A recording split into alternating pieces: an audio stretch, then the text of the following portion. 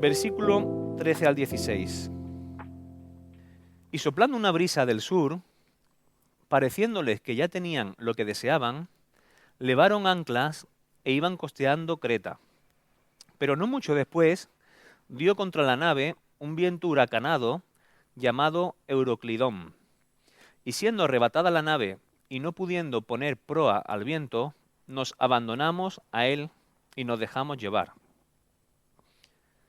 Y habiendo corrido a sotavento de una pequeña isla llamada Clauda, con dificultad pudimos recoger el esquife. Clauda es una isla que está a 39 kilómetros al suroeste de Creta.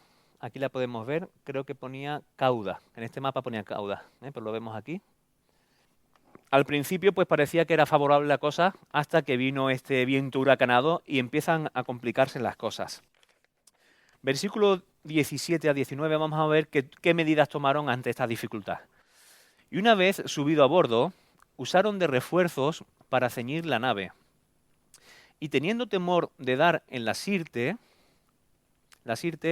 parece ser que era una región arenosa, con arrecifes y bajíos cerca de la costa de África. Se ve que ahí ya habían encallado bastantes barcos, entonces ellos tenían bastante temor de poder encallar también.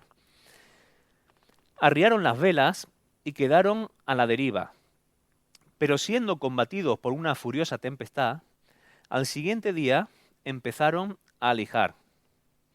Y al tercer día, con nuestras propias manos, arrojamos los aparejos de la nave. Estas fueron las medidas que tomaron. Y yo hago una pregunta. ¿Es necesario que en nuestras vidas, cuando queremos llegar a puerto, tengamos que soltar muchas de las cargas que hay? El autor de Hebreos habla de nuestra vida como una carrera que tenemos por delante, ¿verdad? Como creyentes. Y dice, despojaos de todo peso y de todo pecado.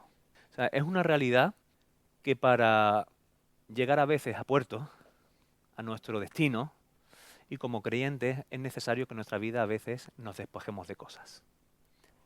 Es importante que nos despojemos de todo aquello que nos impide ir hacia nuestra meta. Versículo 20 dice, y no apareciendo ni sol ni estrellas por muchos días, y acosados por una tempestad no pequeña, ya habíamos perdido toda esperanza de salvarnos. Fijaos, hermanos, en qué situación se encontraban. En el versículo 37 de este mismo capítulo, nos dice que había 276 personas a bordo, tanto pasajeros como tripulación en total. Y dice que todos habían perdido la esperanza. O sea, ¿qué situación más terrible estarían pasando? Y realmente fue, entre otras cosas, por no hacer caso al consejo de Pablo. Ahora Dios tenía un propósito. A veces Dios utiliza hasta la desobediencia y Él cambia y torna la situación para un bien. Versículo 21-22 dice, entonces Pablo, como hacía ya mucho que no comíamos, puesto en pie en medio de ellos, dijo, habría sido, por cierto, conveniente, oh varones, haberme oído y no zarpar de Creta tan solo para recibir este perjuicio y pérdida. Pero ahora os exhorto a tener buen ánimo, pues no habrá ninguna pérdida de vida entre vosotros, sino solamente de la nave. Ahora vamos a ver por qué en los siguientes versículos. Pero me llama la atención cómo dice Pablo esto y cómo se tendrían que quedar los otros para él decir esto con tanta seguridad. No me extraña que alguno pensase algo parecido a lo que le dijo Festo. Pablo, las muchas letras te vuelven loco. Pero él dijo que no iba a haber pérdida de vida, solamente pérdidas pues, de la embarcación y material, pero de vidas no. Versículo 23-26. Dice, porque esta noche ha estado conmigo el ángel del Dios de quien soy y a quien sirvo, diciendo, Pablo, no temas, es necesario que comparezcas ante César, y he aquí, Dios te ha concedido todos los que navegan contigo. Por tanto, oh varones, tened buen ánimo, porque yo confío en Dios, que será así como se me ha dicho. Con todo, es necesario que demos en alguna isla. Fijaos, aquí tenemos la última de las 6 visiones, vamos a llamarlo visiones, que Lucas registra en Hechos de los Apóstoles. El ángel de Dios le ha dicho, no temas, es necesario que comparezcas ante César. Varias cositas interesantes a destacar aquí y os animo a que podamos compartir entre todos sobre esto. Por un lado, tenemos el ángel de Dios.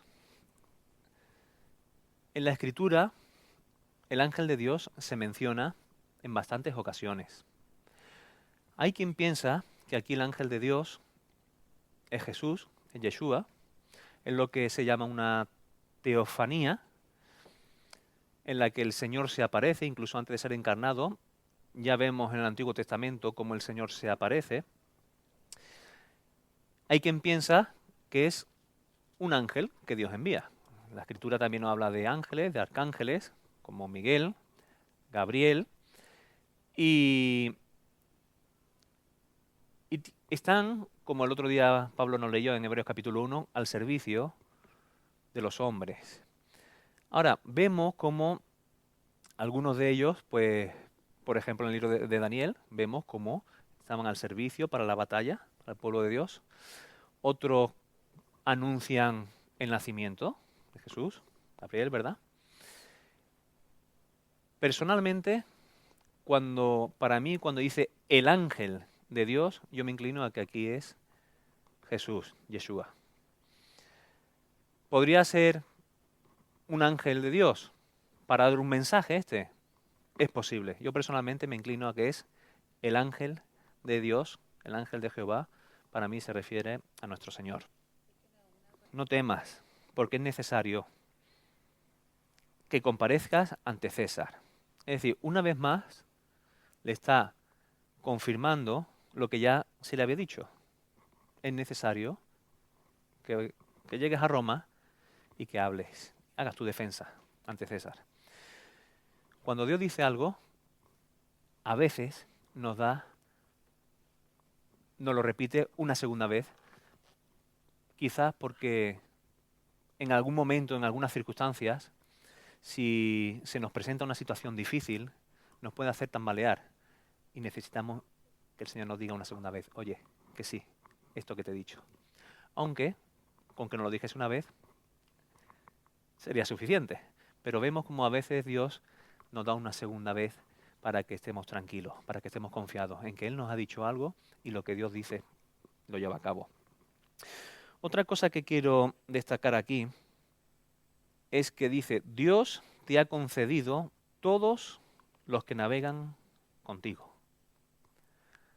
Me encanta esta expresión. Dios te ha concedido todos los que navegan contigo. Aquí, por el contexto, y ahora vamos a seguir leyendo, vemos como al final todos se salvan. O sea, aquí está hablando de la vida de las personas. Pero yo pregunto, ¿habéis tenido esa sensación alguna vez en vuestras vidas de que de parte de Dios recibís estas palabras? Esta persona va a ser salva. Esta persona por la que tú estás orando o llevas tanto tiempo orando, concedo tu oración. ¿Habéis tenido alguna vez esa experiencia? Yo conté una, no hace mucho, os la vuelvo a contar.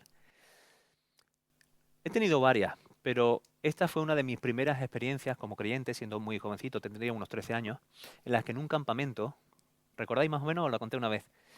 Había una chica un poquito rebelde, una chica un poco rebelde, no había ninguna intención por mi parte, ¿vale? No estaba enamorado, no era una chica atractiva para mí ni nada, simplemente tuve mucha carga porque la veía rebelde, siendo tan jovencita, andaba de una manera desordenada ya en el campamento, con otros chicos, y tuve una carga muy fuerte por esta chica, hasta el punto que recuerdo estar a cada rato del campamento, orando, Señor, sálvala, sálvala, sálvala, que te conozca, tú eres el Dios de lo imposible, que te conozca, que te conozca. Y tuve tal certeza de parte del Señor que ella le iba a conocer, que se lo dije a ella. Le dije, tú vas a conocer al Señor en este retiro. Tuve esa tranquilidad, esa confirmación de parte del Señor. Y conocí al Señor, y conocí al Señor. Y he visto a hermanos que han tenido experiencias de parte del Señor así, que han compartido a veces, ¿no? Oye, siento de parte del Señor esto, y cuando Dios te da algo y está claro, huyo de los que dicen el Señor me ha dicho y no se cumple. Eso es muy peligroso, hermanos. Ahí de quien pone en nombre de Dios algo y no viene de parte de Dios. Pero tenemos el Espíritu Santo en nuestras vidas y en esa comunión íntima con el Señor responde nuestras oraciones, no siempre como a nosotros nos gustaría, pero hay momentos que sí nos da esa seguridad de que la oración le ha llegado y esa oración ha sido contestada. ¿Os ha pasado alguna vez? ¿Mm? Que el Señor nos lleve a tener muchas de estas experiencias en su voluntad.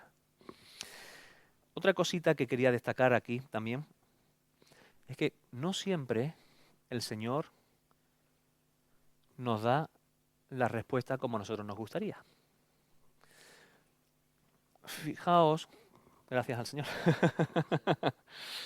fijaos que en el versículo 26 dice, con todo es necesario que demos en alguna isla, pero no se le dice a qué isla iban a llegar.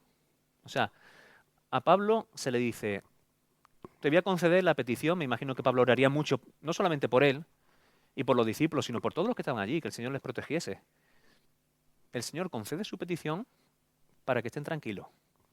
Y él sabe que entonces en alguna isla iban a dar. Pero no le dice, no te preocupes, mira, no va a haber pérdidas humanas, solamente la nave, las cosas que lleváis en la nave, y vais a llegar a esta isla que se llama Malta, y os va a pasar esto. No, el Señor no le da tantos datos, tantos detalles. ¿Os ha pasado alguna vez? Es que muchas veces le decimos Señor, pero le queremos hacer nosotros todo el plan. Queremos, Señor, contesta mi oración, y además quiero que me digas exactamente todo lo que me va a pasar. Ya conocéis en una ocasión, en mi vida, hará, no sé, 5 o 6 años aproximadamente, que le pedí de una forma muy intensa al Señor, llorando, en la ruta del colesterol que llaman, cerca de donde yo vivía. Señor, muéstrame de alguna manera qué es lo que tú quieres con esto. Y tuve un sueño, yo no soy de recibir sueños, los que me conocéis ya sabéis, no soy de los que tengo un sueño cada día que venga de parte del Señor. Pero el Señor contestó en aquel momento mi petición. Digo que el Señor lo contestó porque vi la confirmación varios años más tarde. Y muchos sabéis de dónde viene esa confirmación.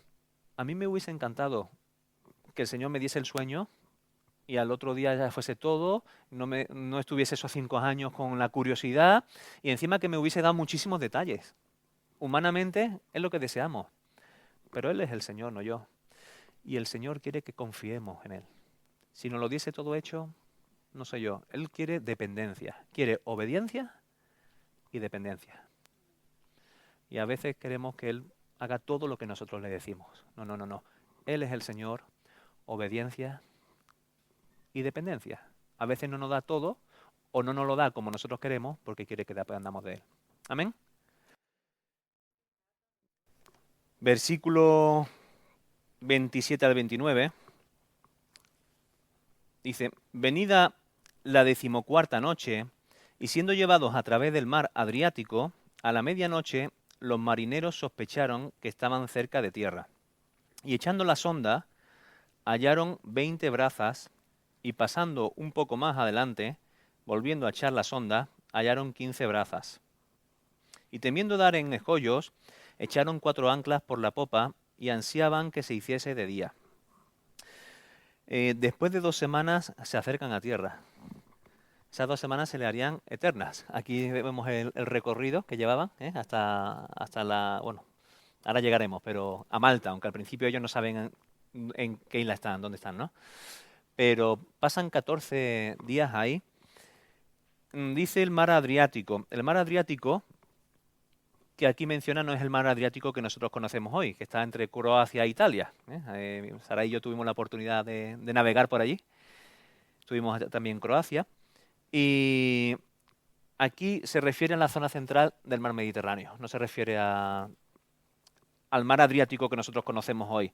El mar Adriático en el tiempo de Pablo se llamaba el Golfo de Adria, ¿vale? Esto es simplemente como un detalle curioso. El Señor le había dicho que todas las personas del barco se salvarían, pero no todos creyeron. Y ahora lo vamos a ver. Versículo 30 al 32 dice, bueno, como detalle curioso, si queréis, aquí tengo los datos de lo que son 20 brazas y 15 brazas, 36,57 metros y 27,43. O sea, que vieron que cada vez había menos profundidad, entonces sospecharon que ya estaban cerca de tierra, ¿no? Pero algunos no creyeron. Dice versículo 30 al 32.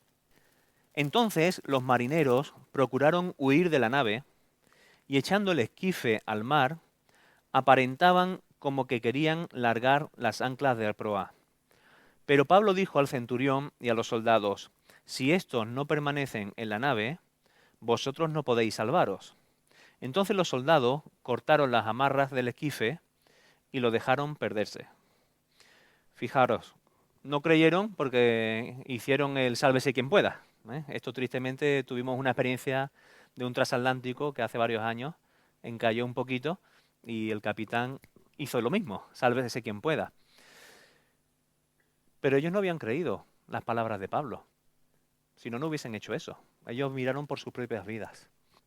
Que el Señor nos libre de esa actitud, y mucho más cuando tienes un mensaje de parte de Dios, ¿no? El egoísmo. En circunstancias así, es lo propio. Pero eso corría bastante peligro. Si ellos se hubiesen marchado, pues ¿quién iba a llevar el barco? ¿Quién iba a llevar el barco? Y entonces pues los soldados tomaron la decisión correcta, en función de lo que Pablo le dijo, cortaron las amarras del esquife. El esquife es la barquita pequeña que se utiliza normalmente para cuando un barco muy grande llega a una zona y quieren ir a tierra, pues cogen la barquita, la pequeña, y van a tierra, ¿no? Muy bien. Versículo 33 al 38. Cuando comenzó a amanecer, Pablo exhortaba a todos que comiesen, diciendo, este es el 14º día que veláis y permanecéis en ayunas sin comer nada. Por tanto, os ruego que comáis por vuestra salud, pues ni aun un cabello de la cabeza de ninguno de vosotros perecerá. Y habiendo dicho esto, tomó el pan y dio gracias a Dios en presencia de todos, y partiéndolo comenzó a comer. Entonces todos, teniendo ya mejor ánimo, comieron también. Y éramos todas las personas en la nave 276, y ya satisfechos, aligeraron la nave, echando el trigo al mar. Me llama la atención, porque el día del ayuno había pasado ya, pero llevaban todos estos días sin comer. Ya no sé hasta qué punto, porque no te dice el motivo, podemos sospechar varias cosas.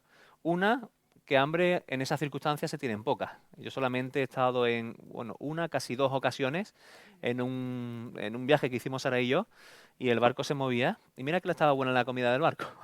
Pero esa noche yo no cené. Yo no cené. Ya podéis imaginar el panorama en el barco, ¿no? Lo que se ve allí por los pasillos. Ya, ¿no? A buenos entendedores pocas palabras bastan. Un poquito de imaginación.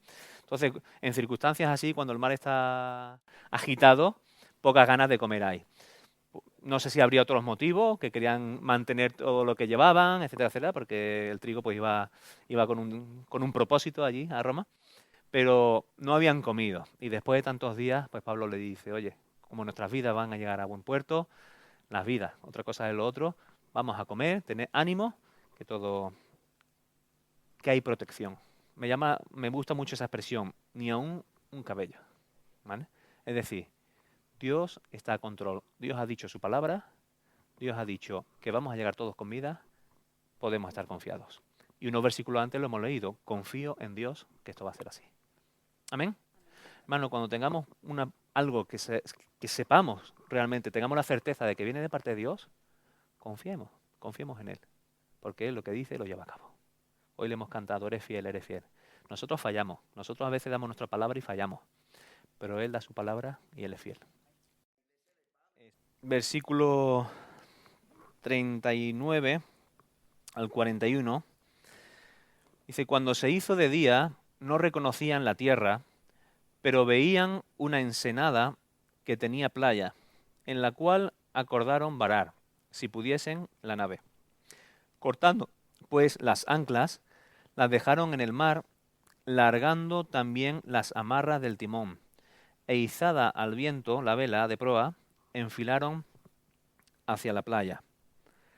Pero dando en un lugar de 2 aguas, hicieron encallar la nave, y la proa, la parte de adelante, hincada, quedó inmóvil, y la popa se abría con la violencia del mar. O sea, ellos no reconocieron la tierra al principio, pero habían llegado a Malta, eso lo vemos al principio, en el primer versículo del capítulo 28, y como detalle curioso, el lugar donde encalló el barco, a día de hoy, tiene un nombre que se llama Bahía de San Pablo. Eso como detalle curioso. Porque ellos al principio no reconocieron por la zona donde llegaron, porque Malta y el puerto sí sería más conocido. Pero la zona a la que ellos llegaron no. Entonces ellos al principio no la reconocieron.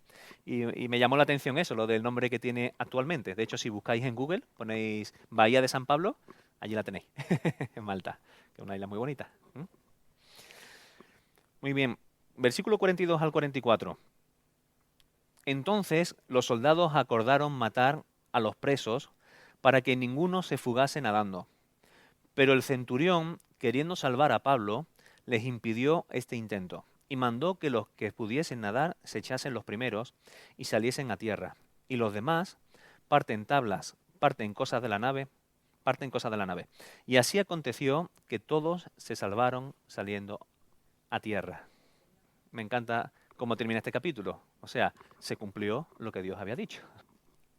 Los soldados acordaron matar a los presos para que ninguno se fugase nadando. O sea, ellos se la jugaban. O sea, tienen una responsabilidad y ya sabemos cómo era Roma en este sentido. Como te despistes y tú seas el culpable, te la juegas. Y lo otro es lo que hemos comentado. Cómo una vida a los pies del Señor, en obediencia, Dios la puede utilizar y muchos se benefician de eso. Aquí lo vemos y la palabra de Dios se cumple. Y como detalle curioso, el apóstol Pablo le dice a Timoteo que hubo algunos que naufragaron en la fe y la buena conciencia. Estamos hablando de otro tipo de naufragio. Pero que el Señor nos libre de esos naufragios y que el Señor nos lleve a hacer, no solamente nosotros, sino que los que están a nuestro alrededor tampoco. Amén. Hermanos, entramos en el capítulo 28, versículo 1 y 2, hermanos. Estando ya a salvo, supimos que la isla se llamaba Malta, y los naturales nos trataron con no poca humanidad, porque encendiendo un fuego nos recibieron a todos, a causa de la lluvia que caía y del frío. Los naturales nos trataron con no poca humanidad. Me gusta esta expresión. Fijaos, el mismo Pablo le dice a los Gálatas que no nos cansemos de hacer el bien. Si hacemos el bien a su tiempo, segaremos. Eso lo dice Pablo a los Gálatas. En este caso, aún no eran creyentes, aunque posiblemente había algunos, pero que no nos cansemos de hacer el bien. Fijaos, hace unos días le escribí a 2 familias, 2 varones en este caso, no eran ellos los varones de esta familia, que en un viaje que hicimos, ahora yo con los niños, se portaron de maravilla con nosotros. Se me estropeó el coche y se me cayó una ventana de la caravana. Si vieseis lo bien que nos trataron, o sea, se cayó la ventana de la caravana cuando yo había ido a recoger mi coche y cuando llegué ya había un hombre, un caravanero que había allí, que ya estaba casi terminando de colocar mi ventana. Se portó de maravilla. Era domingo cuando llegamos al área de caravana en Mérida y cogió un señor, un caballero, y enseguida llamó por teléfono un domingo al mecánico. Como lo conocía, le cogió el teléfono, un domingo un mecánico raro que coge un teléfono aquí en España, y le dijo, mira, que ha pasado esto a un caravanero, vale, tengo mucho trabajo, pero mañana por la mañana, a primera hora que traiga el coche. Pues no sabéis lo agradecido que yo estaba cuando te pillan esas circunstancias, vas con tu mujer, con 4 niños, y te sucede un imprevisto así. Que te traten muy bien, se agradece muchísimo. Pues lo que me pasó a mí no tiene nada que ver con lo que me pasa, ¿no? a Pablo y compañía. Cuando estamos en una circunstancia, hermanos, de necesidad, circunstancia difícil, en una tormenta, ¿cuánto se agradece que nos traten con no poca humanidad? Y nosotros, los que amamos al Señor, debemos de ser ejemplos en esto. Amén. Versículo 3 al 6. Entonces, habiendo recogido Pablo algunas ramas secas, las echó al fuego y una víbora, huyendo del calor, se le prendió en la mano. Cuando los naturales vieron la víbora colgando de su mano, se decían unos a otros: ciertamente este hombre es homicida, a quien, escapado del mar, la justicia no deja vivir. Pero él, sacudiendo la víbora en el fuego, ningún daño padeció. Ellos estaban esperando que él se hinchase o cayese muerto de repente, mas habiendo esperado mucho y viendo que ningún mal le venía, cambiaron de parecer y dijeron que era un dios. Varias cosas aquí.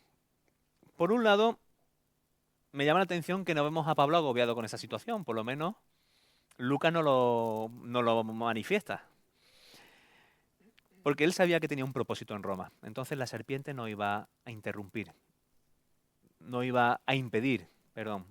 Podría ocasionar dificultad, pero si Dios tenía un plan con Pablo en Roma, la serpiente, por mucho que se interpusiese, no iba a impedir el plan de Dios.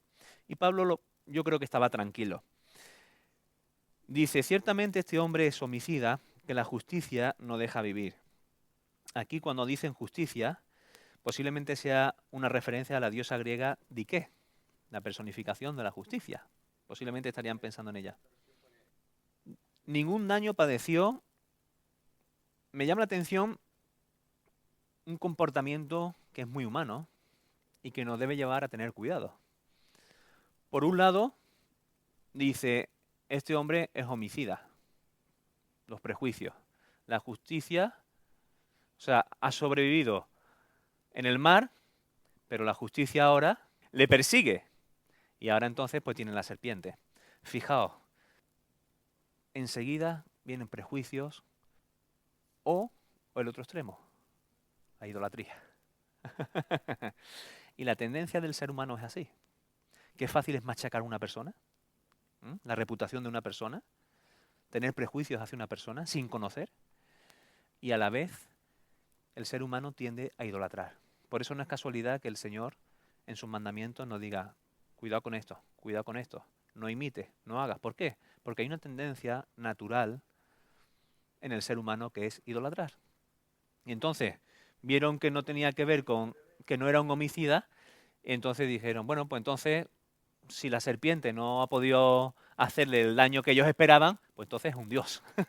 Fijaos cómo se pasa de un extremo a otro. Y esto es muy normal en el ser humano. Pero nosotros debemos tener cuidado con estos prejuicios. Y ahora me gustaría hacer una reflexión con el tema de la serpiente.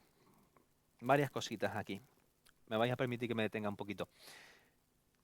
Tenemos una serpiente y yo no creo que sea casualidad. Aquí podríamos pensar si fue lucha espiritual, por un lado. Es una posibilidad, ¿no? Un impedimento que pueda venir pues, de parte de Satanás o por parte del enemigo, la carne. Lucha espiritual. Y entonces esta serpiente intentando impedir que el plan de Dios se lleve a cabo. Por otro lado, ¿de qué nos habla la serpiente en las Escrituras? ¿Quién es la serpiente? Dicho de una manera... ¿vale? Tenemos varios pasajes en la Escritura de la serpiente, pero la serpiente, ¿quién es? De una manera rápida, es Satanás. Y Satanás lo que quiere es destruir, matar, robar, dividir y todo este tipo de cosas, ¿verdad? Impedir la obra de Dios. Él quiere la muerte, pero Dios es un Dios de vida. Tenemos un pasaje muy conocido en Números en el que el pueblo se puso a criticar, a quejarse contra Dios y contra Moisés. ¿Recordáis? Y entonces Dios envía serpientes que mordían y al que mordía, moría. Entonces interceden y Dios le dice a Moisés, hazte una serpiente, haz una serpiente de bronce y ponla en un asta. ¿Y qué se dice en Juan respecto a esto? Lo leemos, Juan capítulo 3, del 13 al 15. Fijaos, la serpiente quiere matar, quiere destruir, quiere impedir que el plan de Dios se lleve a cabo. Pero el que miraba a la serpiente de bronce, una vez que le mordía la serpiente, el que miraba a la serpiente de bronce, que Dios le había dicho a Moisés que pusiese en un asta, en alto, el que miraba a la serpiente no moría, sino vivía. El que mira al que fue crucificado en un madero y cree en él, como dice el pasaje, tiene vida, tiene vida. No creo que sea casualidad que aquí tengamos este ejemplo. Y ahora voy a meterme en un tema un poquito más complicado. Ahora vais a entender por qué digo complicado. Me explico un poquito mejor. Marcos capítulo 16, 18. Este sí lo voy a buscar, aunque es conocido también. O quizás desde el 17. Dice, y estas señales, ¿vale? Marcos 16, desde el capítulo 16, del versículo 17 en adelante. Dice, y estas señales seguirán a los que creen. En mi nombre echarán fuera demonios. Hablarán nuevas lenguas. Tomarán en las manos serpientes, y si bebieren cosa mortífera, no les hará daño. Sobre los enfermos pondrán sus manos y sanarán. Y el Señor, después que les habló, fue recibido arriba en el cielo y se sentó a la diestra de Dios. Y ellos, saliendo, predicaron en todas partes, ayudándoles el Señor y confirmando la palabra con las señales que la seguían. Amén. Varias cosas quiero comentar respecto a este pasaje. Dice que a los que creen en su nombre harán este tipo de cosas. Ahora, la pregunta es, ¿vemos este tipo de cosas que se estén cumpliendo, que se hayan cumplido en Hechos de los Apóstoles? Pues menos lo de bebieren cosa mortífera, por lo demás vemos que sí se estaban cumpliendo. Hubo nuevas lenguas, la serpiente lo estamos viendo, enfermos eran sanados, o sea, muchas de estas cosas se estaban llevando a cabo. Ahora, ¿esto es para todos? Aquí el Señor se lo está diciendo a los discípulos. Vemos en Pablo cómo Dios lo utiliza para muchas de estas cosas. Ahora, también el mismo Pablo nos habla de los dones espirituales. ¿Acaso hablan todos lenguas? ¿Todos profetizan? ¿Todos hacen sanidades? ¿Hacen milagros? O sea, Dios ha dado dones a la iglesia, a su pueblo, para que cada uno haga conforme a lo que Dios le ha dado. Pero el Señor, entre otras cosas, utilizaba estas señales para confirmar la palabra. Y eso para mí es muy interesante para entender Hechos de los Apóstoles. ¿Por qué? Porque en Hechos de los Apóstoles, como estuvimos viendo anteriormente, en semanas anteriores, vemos cómo se está cumpliendo aquello que Dios había anunciado por medio de los profetas. Y muchas de las cosas que vemos que suceden es una forma de confirmar lo que Dios ya había dicho. ¿Amén? Quiero hacer esta pequeña anotación respecto a este pasaje. Marcos capítulo 16, desde el versículo, no todo el capítulo, pero desde el versículo 9 hasta el final, es un pasaje que algunos llaman espurios. Es un pasaje que no estaba en las copias más antiguas de los manuscritos originales. No sé si me estoy explicando bien, hermanos.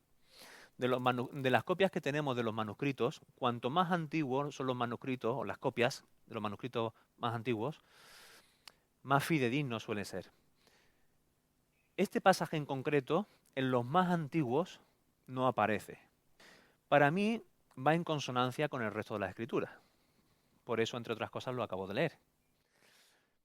Pero no sería un pasaje que yo cogería de forma exclusiva para hacer doctrina de él.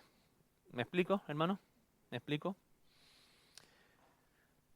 Por ejemplo, versículo 9. Esto es un pequeño paréntesis, ¿vale? Que hago. Dice, habiendo pues resucitado Jesús por la mañana, el primer día de la semana, apareció primeramente a María Magdalena. Claro, depende de dónde esté esa coma, podemos decir una cosa u otra. Es decir, habiendo pues resucitado Jesús por la mañana, coma, el primer día de la semana apareció primeramente a María Magdalena. Pero aquí dice que Jesús resucita por la mañana. Y algunos dan por hecho que es el primer día de la semana. Habría que leerlo en otras versiones, pero coger este único texto para dar por sentado que Jesús resucita un domingo por la mañana nos puede llevar a confusión. Es un detalle que para mí no es fundamental, porque lo más importante es que Jesús resucitó. Eso es lo más importante. Personalmente creo, y creo que se puede demostrar bíblicamente, de hecho lo hemos hablado en algunas ocasiones, creo que Jesús resucita el sábado. Aunque lo más importante es que Jesús resucitó. ¿Vale? Yo no voy a discutir con nadie por esto. Pero simplemente es un pequeño paréntesis para decir que tenemos muy poquitos pasajes en la Biblia que no se encuentran en las copias más antiguas de los manuscritos más antiguos. Entonces, está bien que los conozcamos, pero que sepamos que no están los más antiguos. ¿Por qué? Para no coger exclusivamente ese pasaje y decir, la Biblia dice. No sé si me he explicado, hermano, ¿vale? Un pequeño paréntesis. Pero sí creo, en lo que hemos leído antes, que muchas de las señales de los milagros que se hacían tenían un propósito. Y entre otros, era confirmar la palabra de Dios. Amén. Versículos 7 al 10. En aquellos lugares había propiedades del hombre principal de la isla, llamado Publio, quien nos recibió y hospedó solícitamente 3 días. Y aconteció que el padre de Publio estaba en cama, enfermo de fiebre y de disentería. Y entró Pablo a verle, y después de haber orado, le impuso las manos y le sanó. Hecho esto, también los otros que en la isla tenían enfermedades, venían y eran sanados, los cuales también nos honraron con muchas atenciones. Y cuando zarpamos, nos cargaron de las cosas necesarias. Cosa interesante aquí. Publio fue hospedador. Fue hospedador. Y eso trajo recompensa. Trajo recompensa. Por lo pronto, el padre que estaba enfermo de fiebre y disentería, lo sanó. Y al sanarle a él, también vinieron de la isla, pues trajeron muchos que estaban enfermos también y fueron sanados. Es decir, cuando hacemos la voluntad de Dios, cuando somos hospedadores en este caso, como le pasó a Publio, hubo una recompensa, una recompensa. Hermanos, que tomemos nota. Alguno dice que hospedaron ángeles, ángeles. Así que tomemos nota y esto se extendió en la isla. No menciona específicamente si creyeron o no, pero si el Señor los sanó, yo creo que muchos creyeron. No sé si pasaría como con los leprosos, que de los 10, 9 no volvieron, no fueron agradecidos, pero hubo uno que sí. No sé cuántos aquí, pero lo que sí sé que hubo una recompensa a esta persona que fue hospedadora. Versículo 11 al 16. Aquí ya Pablo llega a Roma, el destino que él deseaba, él ya lo había dicho, en una de sus cartas lo vemos. Vamos a leerlo. Pasado 3 meses, nos hicimos a la vela en una nave alejandrina que había invernado en la isla, la cual tenía por enseña a Cástor y Pólux. Y llegados a Siracusa, estuvimos allí 3 días. De allí, costeando alrededor, llegamos a Regio. Todos estos sitios los podéis ver ahí en el mapa, Siracusa, de Malta a Siracusa, de Siracusa a Regio. Y otro día después, soplando el viento sur, llegamos al segundo día a Puteoli, donde habiendo hallado hermanos, nos rogaron que nos quedásemos con ellos 7 días. Y luego fuimos a Roma, de donde, oyendo de nosotros los hermanos, salieron a recibirnos hasta el foro de Apio y las 3 tabernas. Y al verlos, Pablo dio gracias a Dios y cobró aliento. Cuando llegamos a Roma, el centurión entregó los presos al prefecto militar, pero a Pablo se le permitió vivir aparte, con un soldado que le custodiase. Pasaron 3 meses en Malta, esperando que terminara el invierno, para no poner en riesgo su vida, lógicamente. Cástor y Polus son los hijos gemelos de Zeus, que según la mitología griega protegían a los marineros. Y la enseña que tenía el barco, como curiosidad. 3 días en Sicarusa. Por lo que he leído, dice la tradición, Siracusa, ¿no? He dicho Sicarusa, he cambiado el orden. Bueno, eso puede alterar el producto. Según dice la tradición, fundó allí, o sea, abría hermanos y fundó una iglesia allí. No tengo muchos más datos respecto a eso, pero bueno, es curioso. Pablo no perdía el tiempo. Pablo aprovechaba el tiempo. Otro día después llegan a Regio y al segundo día a Puteoli.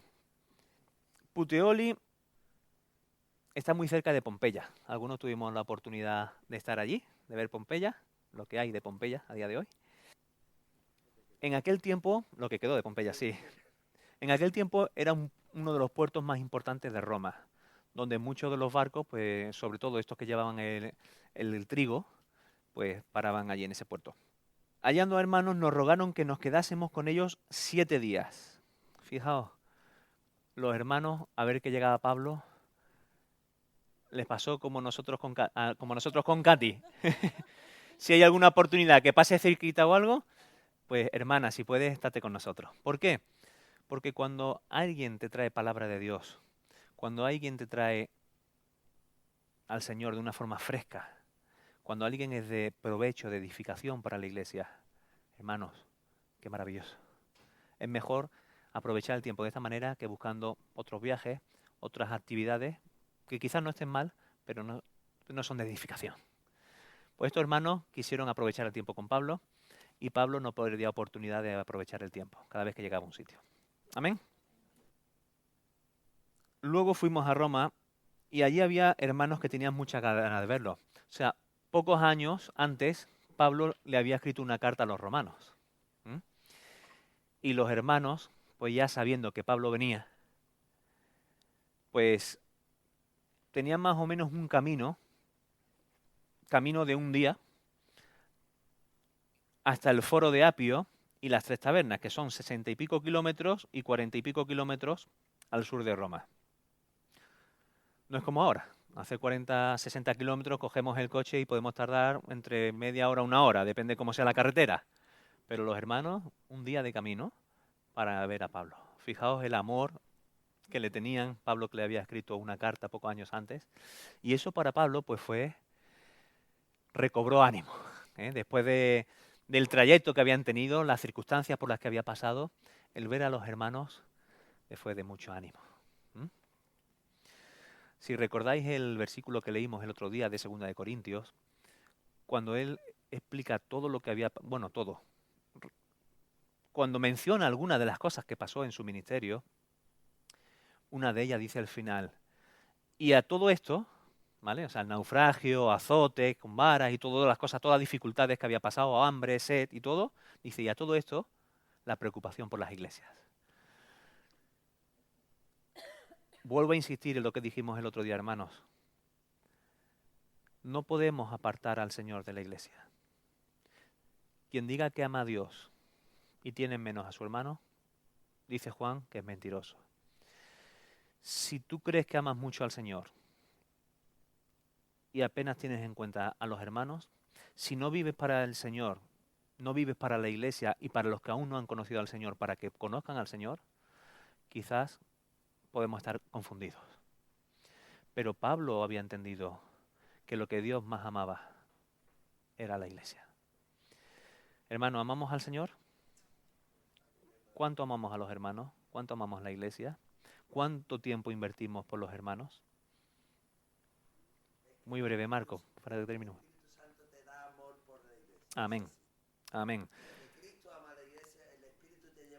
Y Él ha derramado su amor en nuestros corazones. Amén, Marco. Él ha derramado su amor en nosotros, en nuestros corazones. ¿Y cómo lo manifestamos? ¿Con nuestras palabras? A veces, pero con nuestros hechos. Amén.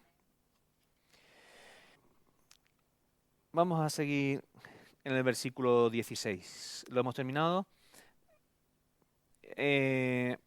Dice que, vamos a repetirlo, el versículo 16, hermano. Dice, cuando llegamos a Roma, el centurión entregó los presos al prefecto militar, pero a Pablo, ¿vale? Las circunstancias de Pablo no eran las mismas que los otros presos a partir de aquí.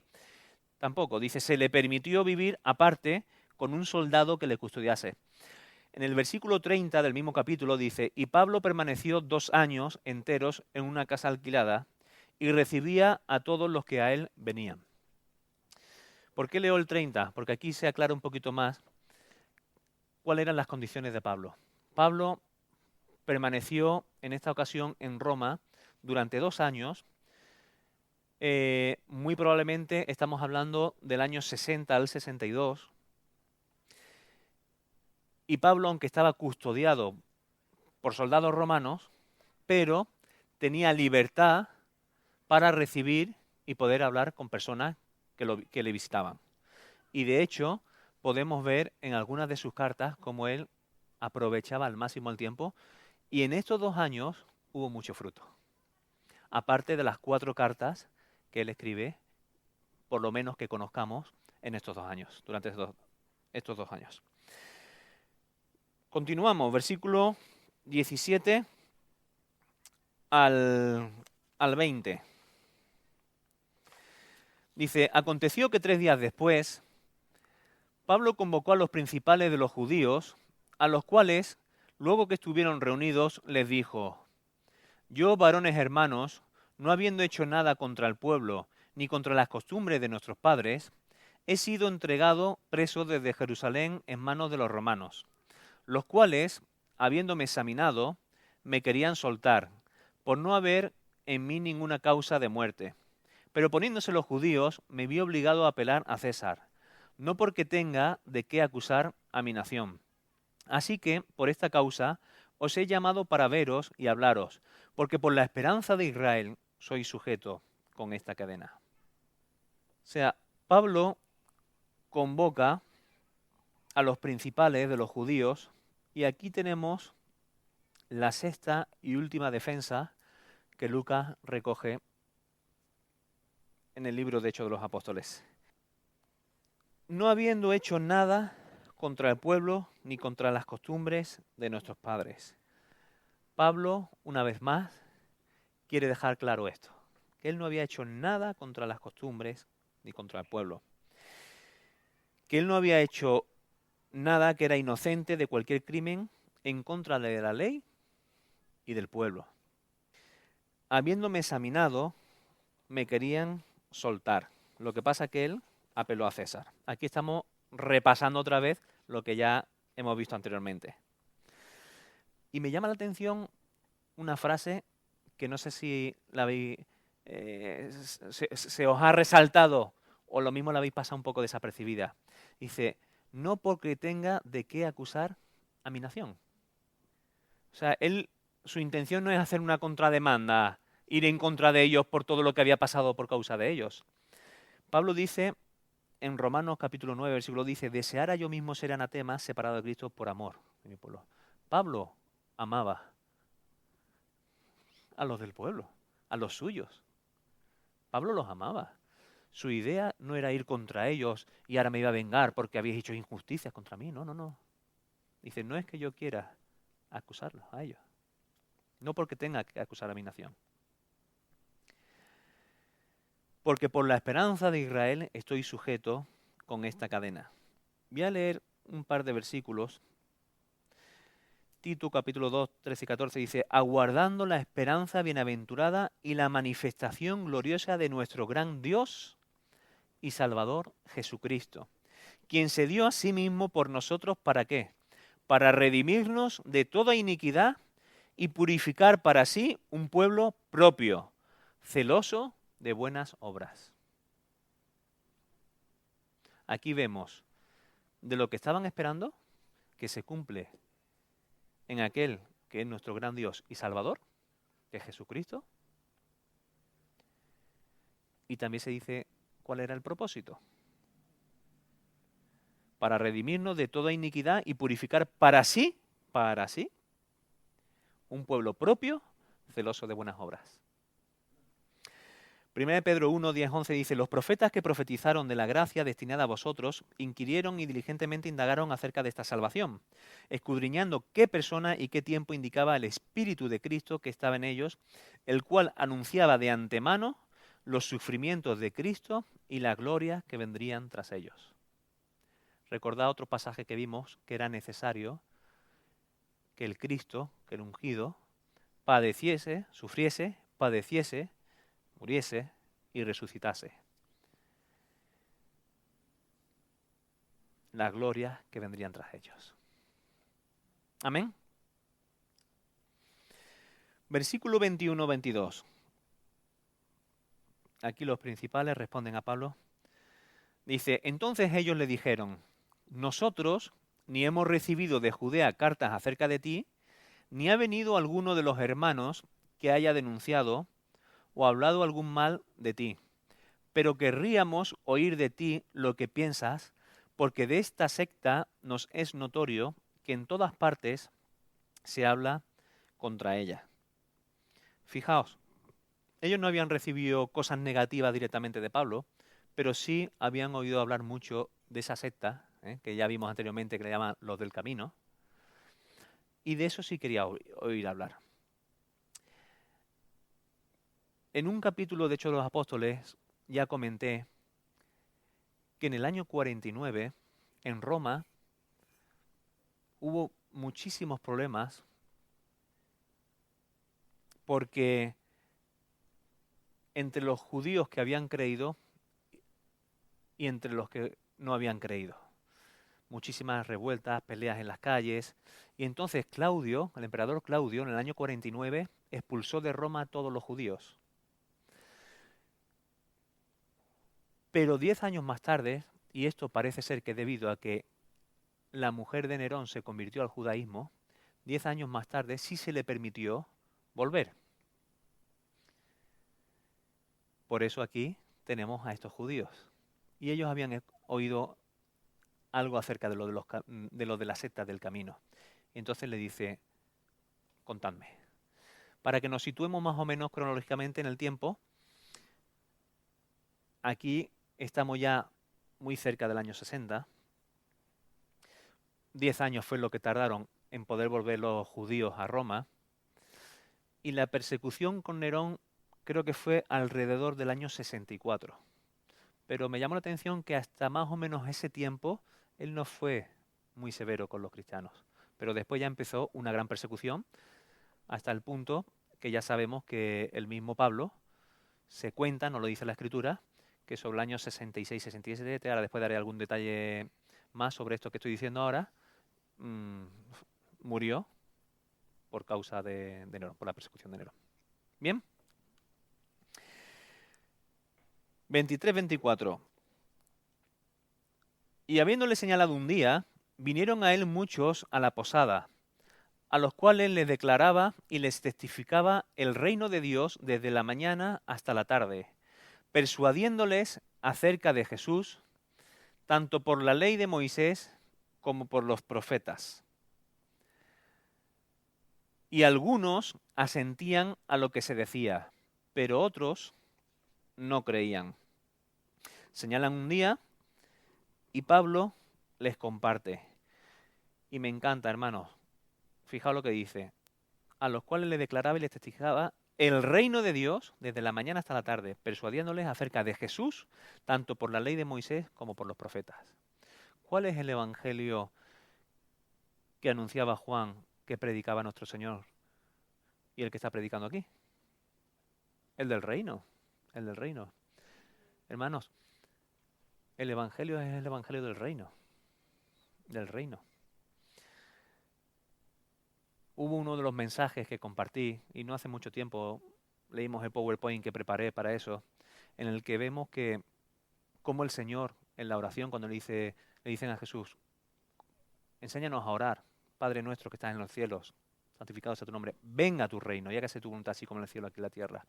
Hermanos, anhelar el reino, el gobierno de Dios. ¿Y quién es el rey? Y a través del cual hay redención y se puede volver a restaurar aquello que se perdió por la obra de Cristo. ¿Ok? que ya fue predestinado desde antes de la fundación del mundo para poner solución a lo que Dios ya sabía que iba a pasar. Amén. Y Pablo predicaba este evangelio. Y algunos creyeron, pero otros no creyeron.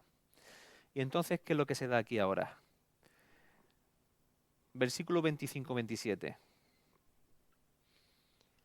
Y como no estuviesen de acuerdo entre sí, al retirarse, le dijo Pablo esta palabra. Bien habló el Espíritu Santo por medio del profeta Isaías a nuestros padres, diciendo, Ve a este pueblo y diles, de oído oiréis, y no entenderéis, y viendo veréis, y no percibiréis.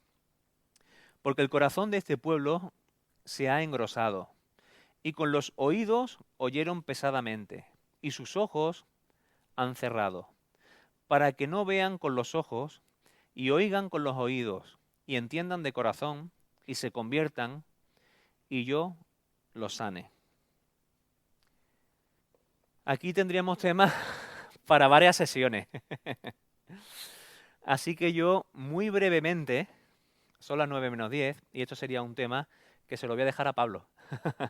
Porque no sé, porque es un tema que sería bastante amplio, no sé cuánto lo desarrollará Pablo, pero tenemos 1 o 2 capítulos en los que sí merece la pena desarrollar lo que yo creo que aquí se está diciendo. Pero muy brevemente me voy a ir a Romanos para compartir con vosotros lo que yo creo que aquí se está refiriendo con que menciona el profeta Isaías y Jesús también menciona. Uh-huh. Romanos capítulo 11. Sería muy interesante leer, pues, por lo menos el 10 y el 11 completo. Pero voy a leer solamente 2 versículos, versículo 25 y 26. Romanos capítulo 11, 25 y 26. ¿Vale? Y el grueso te lo dejo a ti, Pablo. Porque no quiero, hermanos, que ignoréis este misterio, para que no seáis arrogantes en cuanto a vosotros mismos, que ha acontecido a Israel endurecimiento en parte, hasta que haya entrado la plenitud de los gentiles. Y luego todo Israel será salvo, como está escrito, vendrá de Sión el libertador, que apartará de Jacob la impiedad. Y este será mi pacto con ellos cuando yo quite sus pecados. Me encantó un detalle que me comentó una vez nuestro hermano, que está aquí conectado en internet, nuestro hermano Paco, y me dijo, fíjate cómo lo dice en otras versiones, y me encantó. El versículo 26 que dice, y luego todo Israel será salvo, en muchísimas versiones lo dice de esta manera. Y así todo Israel será salvo. En la versión, ¿verdad?, de las Américas también lo dice, sí, lo estuve mirando. Hay muchas versiones que dicen y así. Hay alguna que dice y entonces también, dándole el mismo sentido. Y así todo Israel será salvo. Hermanos, aquí tendría que entrar en el tema de las 2 casas y hacer una panorámica histórica de la Escritura, pero Dios ha endurecido el corazón de Israel hasta que entre la plenitud de las gentes, como dicen algunas versiones, de los gentiles, y así me gusta más porque entiendo yo que va en sintonía con toda la Escritura, y así, más que y luego, porque voy a ser muy breve en esto, hermano. Y luego lleva a pensar en lo que se llama la teoría del reemplazo. Dios tiene un plan con Israel y otro con la Iglesia. Pero entendiendo toda la Escritura, hermanos, para mí aquí lo que está diciendo, y así todo Israel, es decir, la unión de los 2 palos, las 2 casas, congregar en uno al pueblo con los que habían sido dispersos, con los que ya no fueron llamados no pueblo, lo que Cantar de los Cantares dice, habla de los 2 campamentos. Creo que es el capítulo 6, que habla de 2 campamentos, la unión de 2 campamentos. Y vemos en muchas muchos lugares de la Escritura. Era necesario que esto sucediese en el plan soberano de Dios. ¿Para qué? Para que las buenas nuevas llegasen a todas las naciones. A Abraham se le dice, en tu simiente serán benditas, en ti, en tu simiente, dice Pablo en Gálatas, serán benditas todas las naciones. Todo esto, que era necesario, incluso, fijaos lo que voy a decir, hermanos, entenderme bien, hasta la incredulidad fue necesaria para que se diese todo, para entenderme esta expresión, para que el puzzle cuadrase perfectamente. Y de esta forma, en la simiente, que según Pablo en Gálatas es Cristo, fuesen bendecidas todas las naciones. Era necesario. Pero vemos, perdón un momentillo Marco, pero vemos, hermanos, en Hechos de los Apóstoles, como lo que Dios está haciendo es restaurar el tabernáculo caído de David, que menciona en Hechos 15 y hablaba el profeta. Dios está restaurando, Dios está cumpliendo lo que ya fue anunciado en los profetas, la restauración de su pueblo. Pero no quiero quedarme aquí, hermanos. Un pueblo por el cual nuestro Señor viene y muere, pero al cual todo aquel que a mí viene, dice el Señor, yo no le echo fuera. Es decir, Rut la Moabita dijo, tu Dios será mi Dios y tu pueblo será mi pueblo. Y el Señor dice, el que a mí viene, yo no le echo fuera. Dios elige a un pueblo para bendecir a las naciones. Y en la simiente de Abraham, Él bendice a las naciones. Y por la fe en Cristo, a los que Él nos llamó, no pueblo, somos llamados hijos. Y eso es maravilloso. Amén. He hecho un gran, perdón, resumen de lo que yo creo que aquí se está refiriendo. Pero creo que nuestro hermano Pablo nos lo desarrollará un poquito más cuando toque. De aquí a 6 meses más o menos. Cuando lleguemos al capítulo 11, 9, 10, 11 de Romanos, creo que sería interesante poder ampliar un poco más esto. Pero yo no quiero hacer un desarrollo, porque no es el tema principal, pero creo que aquí se está refiriendo a esto, hermanos. Versículo 30 y 31. Y Pablo permaneció 2 años enteros en una casa alquilada y recibía a todos los que a él venían, predicando el reino de Dios y enseñando acerca del Señor Jesucristo, abiertamente y sin impedimento. Como comenté antes, al leer este versículo, las condiciones que él tenía aquí no fueron las mismas condiciones que la que tuvo en lo que muy probablemente fue su segundo encarcelamiento en Roma. Hay quien piensa que él murió después de este encarcelamiento, pero la mayoría piensan lo que voy a decir ahora, que él quedó libre mientras estaba en estos 2 años, pues tenía esa libertad de poder recibir a muchas personas. Sería interesante ver en sus cartas algunas de las cosas que él menciona en sus prisiones. Son las 4 cartas que ya se llaman del cautiverio que él escribe en este tiempo. Son Efesios, Filipenses, Colosenses y a Filemón.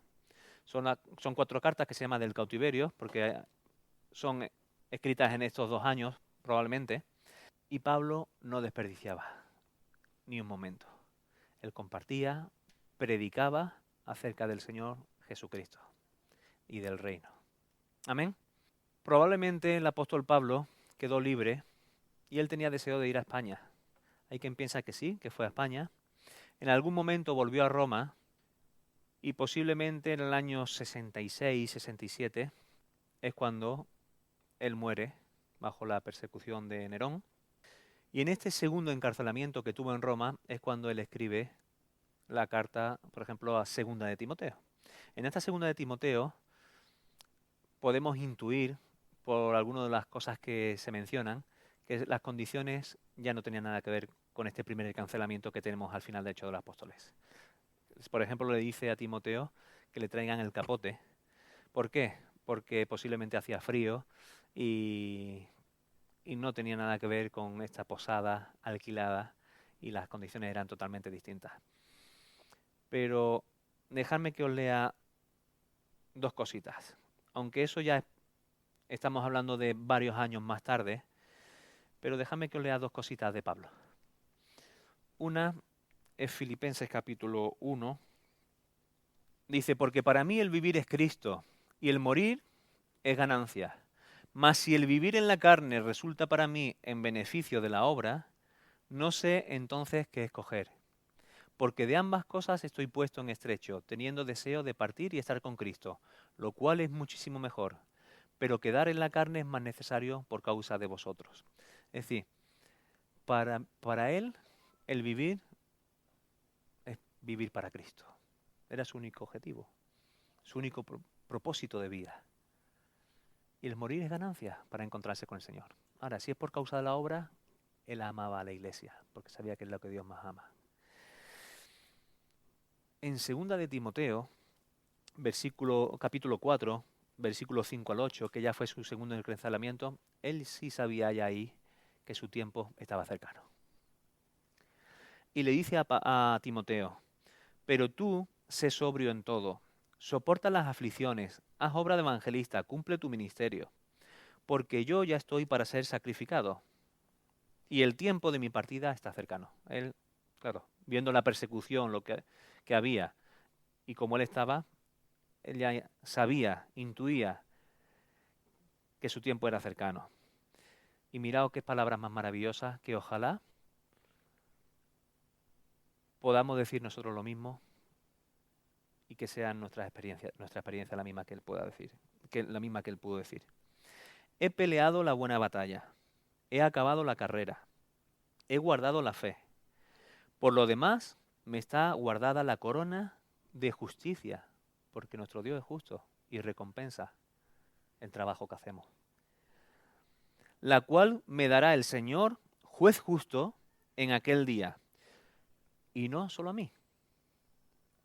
Y espero que nosotros estemos entre estos que dice ahora, sino también a todos los que aman su venida. Hermanos, ¿amáis? ¿Amamos su venida? Si amamos su venida es porque anhelamos el reino. Que se establezca el reino y que se haga la voluntad, así como en el cielo, aquí también en la tierra. Que esa sea nuestra oración. Y hermanos, que nuestros nombres no pasen desapercibidos.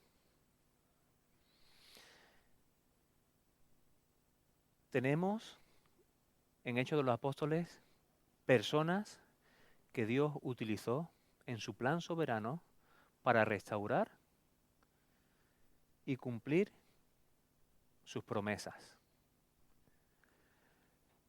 Que nosotros, hermanos, seamos instrumentos en sus manos, que podamos ser, como él dice en 2 de Timoteo, traerme a Marcos porque me es útil para el ministerio. ¿Eh, Marcos? Porque es útil, me es útil que nosotros seamos instrumentos útiles en manos del Señor para que su reino se establezca aquí en la tierra y se haga la voluntad de nuestro Padre. Amén.